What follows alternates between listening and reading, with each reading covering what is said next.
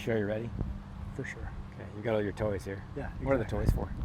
Well, we want to have a video for the outenders, the people that course we do. swing. Yeah, the people that are swinging way over the top. And before we dig into some possible solutions, let's talk about help the viewer figure out how would they diagnose themselves as someone who swings it over the top, other than that all their friends are like, hey man, you're really coming over the top on that one right there. What would they be seeing in ball flight to indicate you're probably going over the top? Potentially low, most certainly some curve from left to right for a right-handed player. Yeah. Don't forget the double cross. Deep divots. Yeah, right. Deep divots in the ground. Sometimes that double cross. Sometimes a double cross. Right? The ball you're anticipating will be curving to the right. It just goes dead left. Yeah. So let's just talk concept first. Sure. We just to give a visual for that out end. Basically, we're swinging on a circle. If that blue rod is pointed towards our target, and this red hula hoop is our swing direction, it's going too far left, right? We're Correct. going over the top. So we've got a couple solutions, and we'll start with the most basic one, Cam, and that's just an obstruction. This is go-to solution number one for pretty much most coaches. Do I really have to use my new TSI Your driver? new driver, we're gonna try it out. Really? Maybe use a noodle. There's a consequence here. Yeah, exactly. So pat it is what you're saying. Pat it with a noodle. Okay. But this is the go-to first step. Yep. Can you figure out a way to self-organize around this obstruction to where you miss this? Because your old path of over the top isn't going to work anymore, right? One good. I'm blocking that. You're going to hit the rod if you do that. Right. So let's hit one where we feel like it's way under. Dry fire? For sure. Let's start with dry fire. Okay, good. Absolutely. I'm down with dry fire. So take the ball out of the way. I've got this obstruction. It's kind of like positioned about shin high, maybe 2 feet back on the target line behind where the golf ball would be sitting. It's very easy just to make a normal backswing and clear under it. For sure. But then the objective is to, How do I rehearse a few. figure out? Yeah.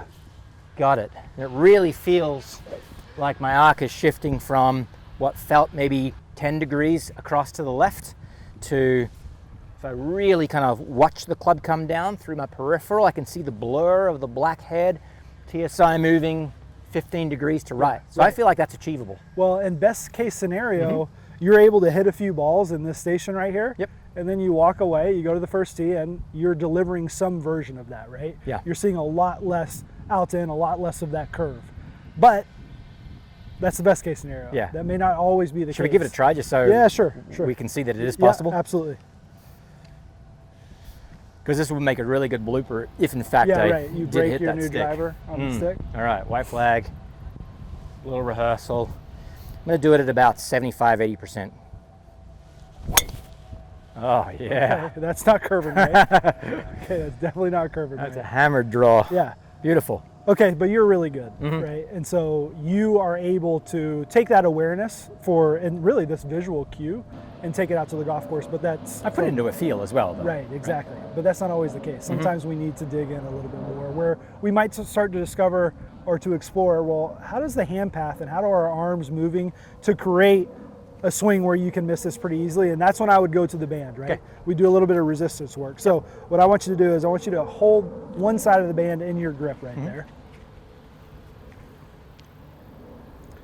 And as you get to the top, I'm starting to pull. I'm going to put a lot of tension on this band right here, and you're having to generate a lot of resistance the other way. Opposite direction. So our hand path, your typical hand path when you're going out to in is you've got this hands coming out, right? You're losing a little bit of this pressure on your lead arm and your pec, and we've got this head coming way out over the plane. Now, if I start to pull, you start to feel a different sensation, right? Those arms kind of start to go maybe straighter down rather than out. Now, the first couple swings after, when I start to remove that tension, right, it feels a little funny. It feels way My arm exaggerated. auto wants to go back behind Yeah, me. It exactly. auto wants to shallow. Which is not, that's the difference between feel and real, not necessarily what we want to occur. If you don't have a band, sometimes I'll just press on a player, right? So take it up top and stop.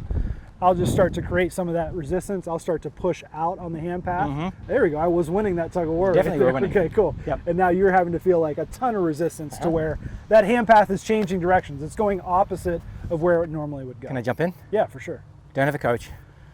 Don't have TheraBand.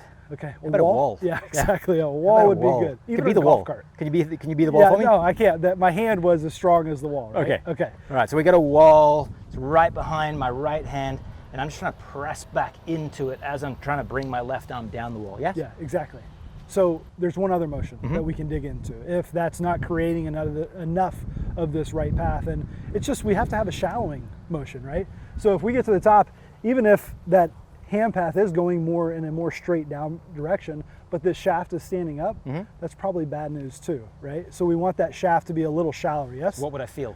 So I'm going to point out this logo, the Titleist logo on your glove right here. What I want you to feel is like this lead arm is going to rotate so that that logo on your glove is going to point towards the sky. So that could be transitional, that could be early downswing, but we're going to start to feel like that club head is more behind your hands rather than way out in front of it, yeah? Definitely going to shift path to the right, shift swing direction to the right. For sure. So not saying that everyone needs all three of those solutions. But they're options. Exactly. In the most extreme cases, we probably need a little bit of everything All there. three. But if you've seen that ball curve, you've diagnosed yourself as someone who's slicing, one of those solutions is going to do the trick. Yeah, and the final thing that I would say is know how much you need to produce the outcome. So you can work through the starting point. Okay, is that enough to produce the draw that you're looking for, or at least the absence of fade? If not, then you go to the next one, which is a feeling of lead arm. If not, then you go to the next one, which is a feeling of lead arm and potentially some of that club with the logo pointing to the sky. And sure enough, you're going to change that swing direction, that swing path from considerably left to softly or considerably right, and you're going to become a draw player.